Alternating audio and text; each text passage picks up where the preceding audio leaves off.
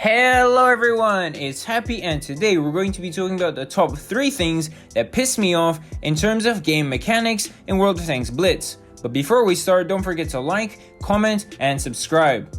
We're about to start, so as usual, grab something to eat as well as drink, and let's go!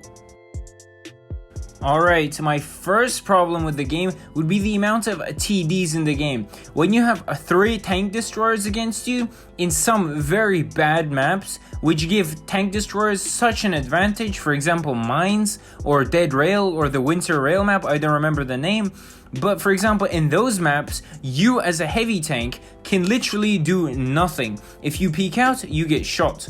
So there's nothing you can do, and you have to wait for the enemy to do a mistake. And if the enemy doesn't do a mistake, your team will make a mistake and you will lose. That's why you can never rely on yourself in these kinds of maps, and therefore I hate it. And it's the combination of maps and 3 tank destroyers in the enemy team that literally pisses me off, because you as a heavy can literally do nothing. Absolutely nothing. Nextly, I wanted to talk about turbo games. Yeah, turbo games, everyone has those, and they're so common in this game. I don't know what, but the developers have to try and make the maps in that way in order to make sure the teams split up. Because in the current meta, the whole team bunches up into a 7 and they rush you. So it's either your team that pushes the enemy and everyone dies in the enemy team and you don't have enough time to do any damage, or it's you that gets rushed, your whole team dies, and again, you have no time to do any damage. And the developers have to try and make sure to separate the mediums on one flank, the heavies on the other, because in the current meta, it doesn't work. The heavies go into the medium side, or the mediums go into the heavy side, piled with the tank destroyers. All 7 of them rush one flank, and they just eat up the whole enemy team, or your team eats the whole enemy team up, and it's just not fun. Battles are so quick, no damage done, and you're just mad, you're just pissed off. So that's the second biggest thing that pisses me off in World of Tanks Blitz at the moment.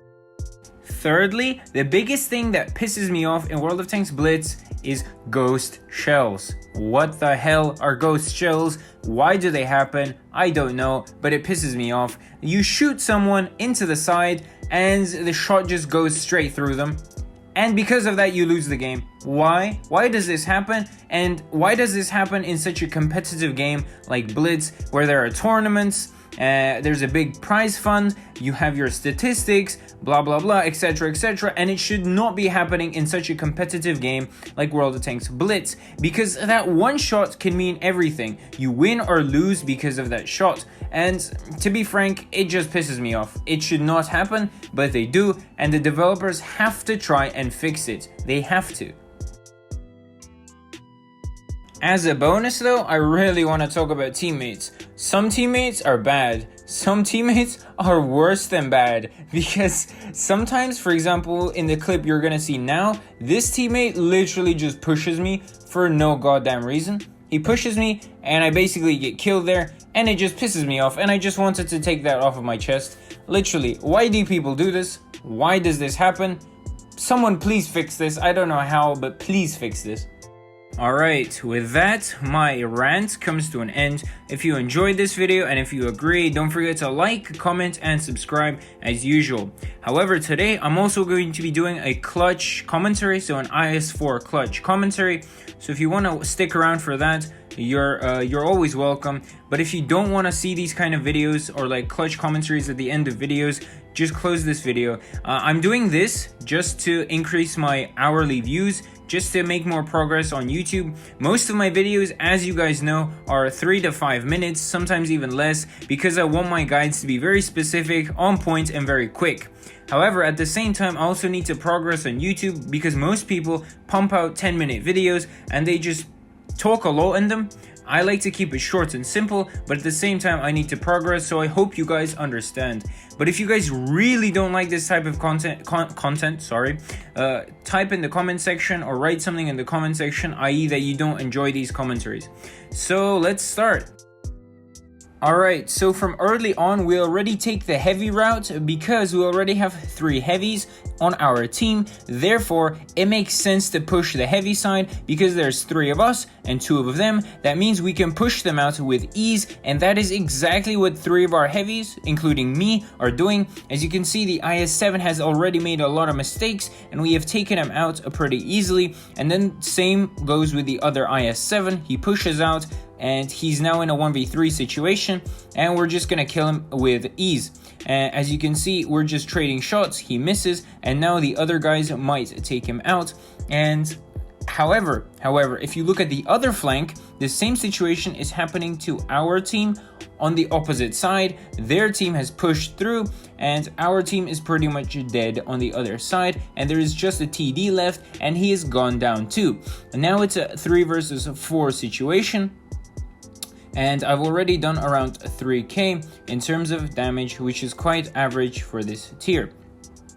And we have an E5 and another IS tank, and we're going to be holding this side. There is no need to leave each other out in the open. We're going to be sticking together instead.